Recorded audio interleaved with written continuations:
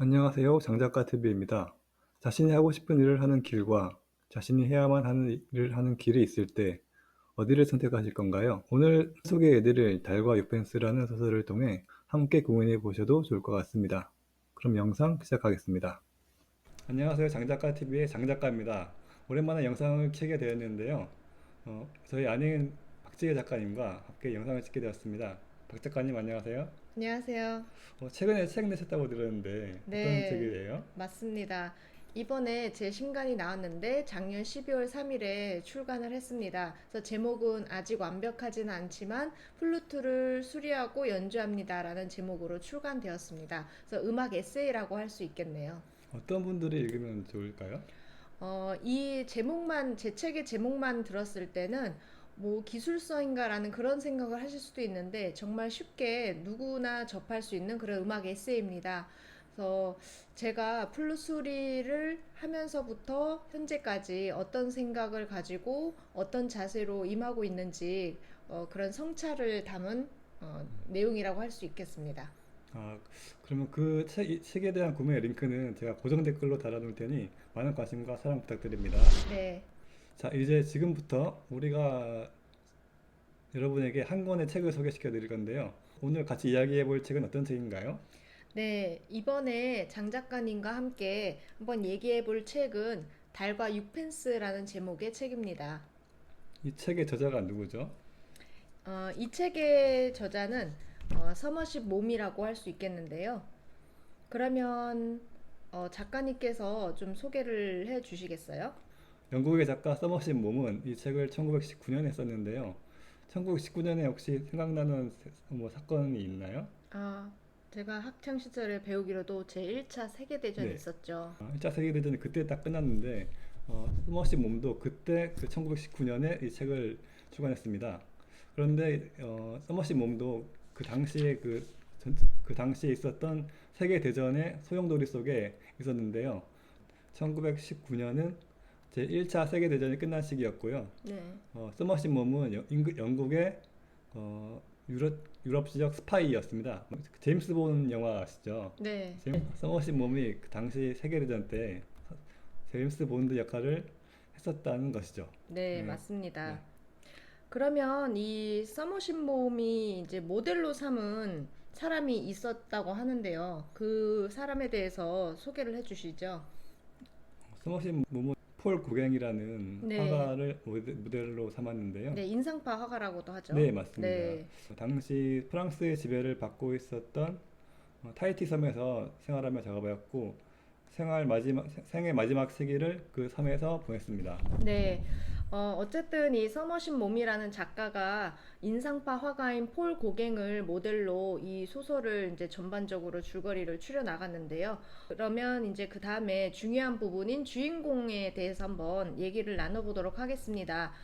이 책의 주인공인 이름도 길죠. 찰스 스트릭랜드라는 사람에 대해서 용모가 어떤지 좀 궁금해 하실 수도 있어요. 우리가 이 책을 읽다 보면 이 책 주인공의 외모라든지 이런 거에 대해서 어떻게 생겼을까 이제 머릿속으로 상상을 하면서 책을 읽게 되잖아요. 그래서 이번에 저희가 발견한 부분도 제3자가 이 찰스 스트링랜드를 이제 소개하는 그런 구절이 있는데 그러면 장 작가님이 한번 이 찰스 스트링랜드가 외모가 어땠는지 한번 소개해 주시죠. 찰스 스트릭랜드는 어깨가 딱 벌어졌고 네. 그러면서 약간 뚱뚱하고 네. 그리고 손발이 아주 컸다고 해요. 네. 그리고 용모가 꽤 괜찮았다고 하더라고요. 네. 그리고 또 그리고 또 네, 네. 붉은 머리카락에 작은 눈을 네. 가지고 있었다고 합니다. 네, 한번 여러분께서도 한번 조합해서 한번 머릿속으로 이미지를 그려보셔도 될 것 같습니다. 그리고 또 어떤 사람이었다고 하죠? 찰스 스트릭랜드가? 증권 중개인이라고 할 수 있겠습니다. 보통 뭐 주식 중개인 이렇게도 부를 수 있는데요.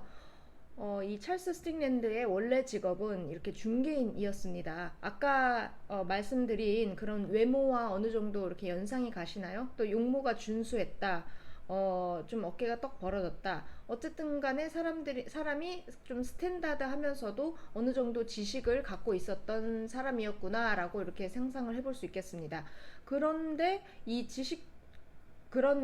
이 증권 중개인이었던 이 찰스 스트링랜드가 자신의 직업을 버리고 어떤 직업을 선택하게 됐죠? 화가죠. 네, 화가가 되었습니다. 이때 나이가 40 안팎이었다고 합니다. 아, 그리고 또 한 가지, 이 찰스 스트링랜드는 이렇게 중개인을 할 정도로 어쨌든 평범하지만 중산층 계급에 속했다고 하는데요. 그러면 이쯤에서 작가님, 우리가 찰스 스트링랜드와 이 인상파가 폴 고갱을 한번 비교를 해볼 수 있을 것 같아요. 그래서 우리가 한번 그렇죠. 네, 왜냐하면 서머신 몸이라는 작가가 폴 고갱을 모델로 했다고 했잖아요. 그런데 그 모델을 배경으로 찰스 스트링랜드라는 인물을 만들었잖아요. 그래서 이 두 명을 한번 비교해 보고자 저희가 이제 비교를 해보면서 얘기를 해보고자 합니다. 그러면 작가님 한번 소개를 좀 해주시죠. 이 두 사람은 어땠나요?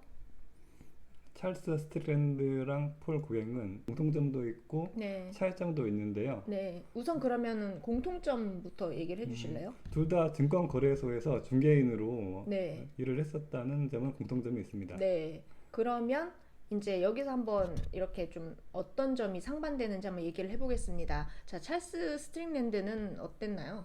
찰스 스트랜드는 40대부터 그림을 그리기 시작했고요. 말 그대로 인생의 중반부터 그림을 이제 그리기 시작했다 했었고, 폴 고갱은 증권 중개소 일을 하면서 그때부터 그림을 조금씩 그리기 시작했었습니다. 20대부터 그림을 시작했던 것이죠. 네. 그런데 그렇게 중개인 일을 하다가 일자리를 잃고 나서 이제 화가가 됐다고 하는 거죠. 그죠? 네, 맞아요, 맞아요. 네네네. 그러면 이제 찰스 스트링랜드 같은 경우는 우리가 이제 소설을 읽다 보면 알겠지만은 가족을 버리고 이제 화가로 전향했다고 나오는데 사실 실제 폴 고갱은 가족을 버린 게 아니라 가족이 본인 자신 폴 고갱을 버렸다고 하더라고요. 네, 어쨌든 이렇게 가족과 멀어지게 되면서 이 둘 다 공통점이라고 할 수 있는 어떤 특정한 장소로 이동을 하게 되죠. 그곳이 바로 타이티죠. 네, 여러분 타이티 섬이 어디 있는지 아시나요? 네, 타이티 섬은 저희가 이 배경에 띄워드리는 것처럼 이렇게 생겼습니다. 그래서 오스트레일리아, 호주 옆쪽에 있는 섬이라고 하네요. 그러면 이제 찰스 스트링랜드는 이제 마지막 최후에는 어떻게 죽었을까요? 책을 보게 되면 알게 되겠지만 문둥병으로 죽었다고 나와 있고요. 반면에 폴 고갱은 심장마비로 생을 마감했다고 들었습니다. 네, 이렇게 찰스와 이제 폴 고갱이 이렇게 비슷하면서도 좀 다른 점을 저희가 한번 얘기를 해보았습니다. 그러면 이제 이 소설의 가장 메인이라고 할 수 있는 사건에 대해서 저희가 한번 알아보도록 하겠습니다. 처음에 어떻게 이렇게 전개가 됐나요, 작가님? 처음에는 찰스 스트릭랜드가 그림을 그리고 싶어서 파리로 떠납니다. 네. 파리로 떠나니까 그 아내가 찰스 스트릭랜드를 데려오라고 사람을 한 명 보내죠. 그 부인이 자기를 떠난 찰스를 찾으려고 제3자에게 데리고 오라는 요청을 했다고 하는데요. 그 사람은 누굴까요? 이 책에 나라고 나오는 그 네, 사람입니다. 나라거나 이름은 나오진 않습니다. 정확하게 이름은 나오지 않고 그 나라는 사람이 이 찰스 스트릭랜드 주변에 있으면서 관찰했던 내용들을 이 책에 다 적어놓은 거죠. 네, 그러면 이제 그 다음에 어떻게 됐나요? 나라는 사람이 부탁을 받아서 파리로 가지만 찰스 스트릭랜드는 그림을 그려야 한다면서 돌아오지 않고 파리에서 계속 그림을 그립니다. 네, 스트릭랜드가 파리에서 그림을 그리던 도중에 한 번은 몸살 같은 게 심하게 걸려가지고 죽을 위기에까지 처하거든요. 그런 와중에 나의 친구인 화가 스토로보라는 이의 덕분에 간신히 목숨을 건지게 됩니다. 그런데 그 스토로보의 아내와 사랑에 빠지게 됐는데 그 아내를 차버립니다. 네, 그 아내는 이름이 뭐였죠? 블란치 스토로보입니다. 네, 그 사건 이후에 스트릭랜드는 파리를 떠나서 마르세유를 거쳐서 타히티로 가게 됩니다. 네, 타히티가 이제 마지막 장소라고 네, 하죠. 그렇죠. 이 타히티로 이동해서 그러면은 찰스는 어떤 것을 했나요? 타히티에서 머무르면서 소개를 받아서 원주민 여자와 결혼도 하기도 하고 네, 원주민. 그림도 그리면서 나름 그래도 행복하게 지냈던 것 같아요. 그런데 정말 마지막에는 어떻게 됐죠? 마지막에는 아까 말씀드린 대로 문둥병에 걸려서 죽고 말았죠. 네, 이렇게 해서 찰스 스트링랜드가 주식 중개인으로 이제 살다가 갑자기 이제 가족을 버리고 본인이 원하고자 하는 그런 화가를 하기 위해서 저 머나먼 타이티 섬으로 이동을 해서 거기서 문둥병으로 죽기까지 이렇게 대략 그 찰스 스트링랜드 일대기를 한번 여러분께서 들으셨는데요. 하기 앞서서 네. 제목 먼저 한번 얘기를 해보려고 네, 하는데요. 달과 육펜스죠. 네, 소재가 그렇죠. 이 달이랑 육펜스라고 할 수 있겠습니다. 일단 6펜스는 1971년도까지 영국에서 사용되던 동전이었어요. 그리고 다른 이제 늘 볼 수 있죠. 하늘에 떠 있고. 근데 네. 하늘에 떠 있는 만큼 이제 사람들의 꿈과 이상 그런 것들을 희망 이런 것들을 이제 상징한다고 볼 수 네, 있죠. 열정도 이제 나타낼 수 있다고 보면 되겠습니다. 단순히 말씀드리면 6펜스는 현실과 세속의 세계를 나타낸다고 할 수 있고요. 다른 꿈과 이상의 세계를 나타낸다고 할 수 있습니다. 네. 그러면 이 달과 육펜스 어떻게 보면 정반대의 소재라고 할 수 있겠네요. 그렇죠? 그렇죠. 네. 그래서 저는 이제 이 책을 읽으면서 한번 이렇게 생각을 해봤습니다. 그래서 타인이 정한 기준을 따르면서 이렇게 사는 것도 어떻게 보면 우리 인간 세상에서 필요한 일이다. 그렇지만 뭔가 내 안에 목소리가 어떤 일러주는 방향이 있다고 한다면 그 방향대로 한 번쯤은 과감히 도전하는 것도 또 내 인생에서 정말 전에 바로 직전에 얘기한 것보다 어쩌면 더 중요한 일이 될 수도 있을 것이다라는 생각을 했습니다. 그래서 작가님은 어떻게 생각하셨나요? 저도 방금 하신 말씀에 동의하는 바인데요. 네, 사람이 어떻게 살면서 뭐 돈만 추구하고 생활에 필요한 것만 추구하면서 살 수는 없잖아요. 밥만 먹고 살 수는 없잖아요. 네, 마찬가지로 때로는 자신이 하고 싶은 일이 있다면 그 일에 과감하게 도전하고 발을 내디뎌 보는 것도 네, 삶의 중요한 일이라고 생각을 합니다. 네, 그렇습니다. 그럼 이쯤에서 저희가 이제 이 책에 나왔던 구절 중에서 저희가 충분히 둘이서 공감했던 그 구절이 한 두 가지 정도 있었는데요. 그 부분을 여러분께 한번 들려드리겠습니다. 우선은 제가 먼저 들려드릴 구절은 아직 완벽하지는 않지만 처음 부분에 소개를 해드린 저의 책에 이렇게 수록을 했습니다. 저도 이 달과 육펜스를 정말 감명 깊게 읽었고 여러 번 읽었던 터라 이 책 중에서 정말 제 마음에 와닿는 그 구절이 있었는데요. 마침 그 구절이 지금 말씀드리려고 하는 구절과 공교롭게도 일치합니다. 그래서 그 구절 한번 말씀드려보겠습니다. 이 책에는 아브라함이라는 의사에 대한 내용도 간단하게 언급이 됩니다. 그래서 그 사람은 이렇게 말했죠. 남이야 어떻게 생각하든 신경 쓰지 않았네. 내가 그렇게 행동했다기보다 내 속에 있는 뭔가 강한 충동이 그렇게 한 거지. 이것은 달과 유펜스에서 선의직을 선택한 아브라함이 했던 얘기입니다. 그러면 이것과 비슷하게 또 다른 구절이 있었죠. 그래서 그건 작가님이 한번 말씀해 주실래요?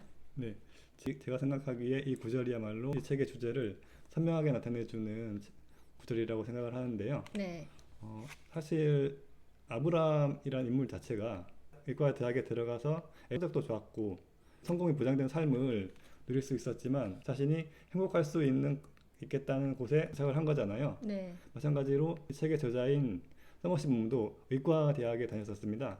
의과 대학에 다니면서 취업을 하지 않고 작가의 길을 선택했거든요. 어떻게 보면 아브라함이라는 인물과 서머시 몸이 일맥상통하는 면이 좀 있다고 볼 수 있는데 그런 네, 면에서 이 구절을 읽다 보면은 이 책의 주제를 좀 더 명확하게 알 수 있을 거라 생각합니다. 네. 그러면 그 구절이 또 다른 구절은 무엇이 있을까요?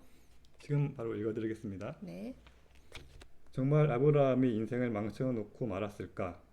자기가 바라는 일을 한다는 것, 자기가 좋아하는 조건에서 마음 편히 산다는 것, 그것이 인생을 망치는 일일까? 그리고 연수입 1만 파운드의 예쁜 아내를 얻은 저명한 외과의가 되는 것이 성공인 것일까? 그것은 인생에 부여하는 의미, 사회로부터 받아들이는 요구, 그리고 개인의 권리를 어떻게 생각하느냐에 따라 저마다 다를 것이다. 네, 이렇게 저희가 달과 유펜스라는 소설을 읽고 한번 작가의 시점에서 이렇게 분석도 해 가면서 주제를 최종적으로 도출을 해내기까지 얘기를 해 보았는데 어떠셨나요? 네, 작가님 어떻게 생각하세요? 이 책은 정말 좋은 책이라는 생각이 들고요. 삶을 살아가면서 어떻게 살아야 될지 고민을 하게 해주는 그런 책이라고 생각이 듭니다. 한 번쯤 여러분들도 한번 읽어보면서 달과 유펜스라는 두 가지 달과 유펜스라는 두 가지 세계에서 내가 어디로 갈 것인가 아니면 또 그 사이에 어딘가를 걸어갈 것인가 그런 고민들을 한번 좀 해보셔도 좋을 것 같습니다. 네, 네, 그러면 이렇게 해서 달과 유펜스에 대한 저희 책 소개를 마치도록 하겠습니다. 그러면 다음 영상에서 또 뵙겠습니다.